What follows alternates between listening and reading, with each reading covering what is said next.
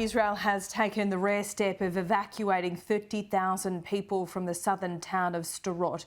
This as troops are amassed on the border with Gaza, waiting for orders to proceed with the ground invasion.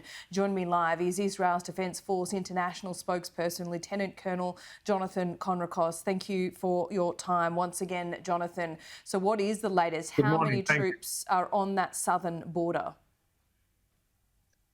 Yes, many humanitarian organizations are speaking about the situation in Gaza, and many are overlooking the humanitarian situation in Israel.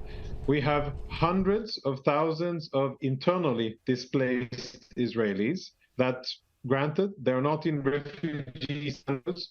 They're being housed in hotels and with friends and family in other locations. But we have, in fact, evacuated southern Israel, all of the towns, all of the communities, the kibbutz and the villages and everything. There's maybe a few hundred people left. And we have done this out of a concern for their safety, because we know that there will be significant military operations and we want them out. We are also doing the same thing. We're trying to do the same thing in Gaza. Okay, let me ask you about Gaza, because it was a couple of days ago now that Israel said that northern Gaza, about 1 million people should move to southern Gaza because you were planning a further air assault.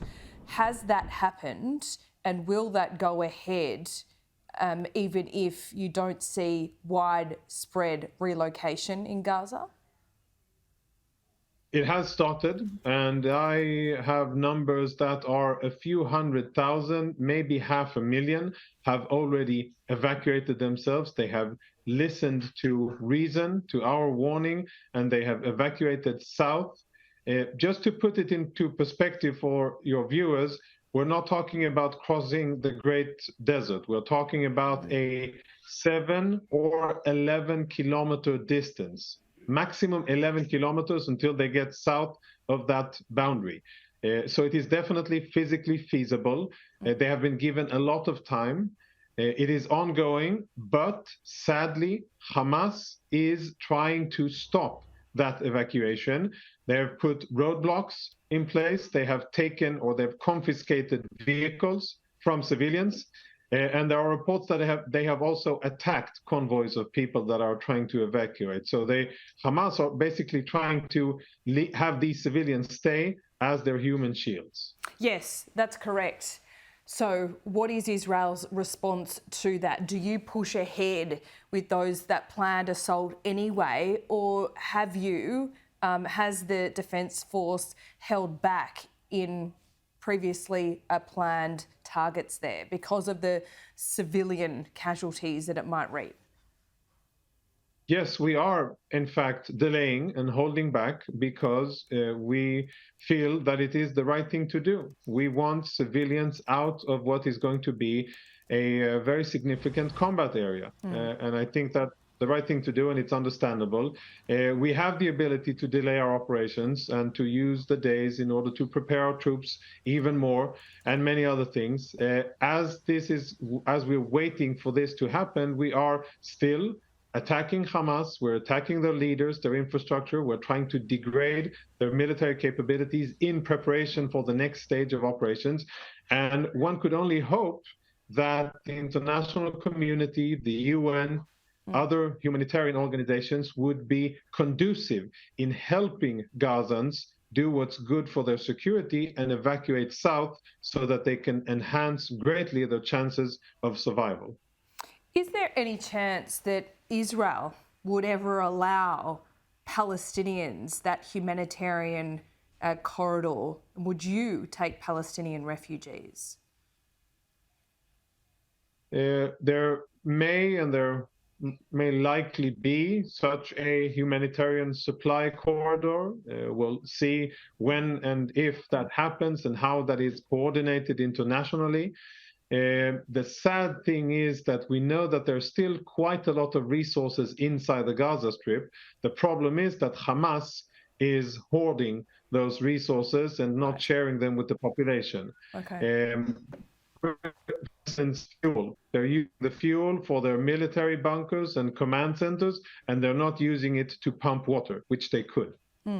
Okay, two final questions, if you don't mind. The ground invasion, it's been spoken about now that it is a fait accompli and that will happen. It's just a matter of when. What can you tell us about that?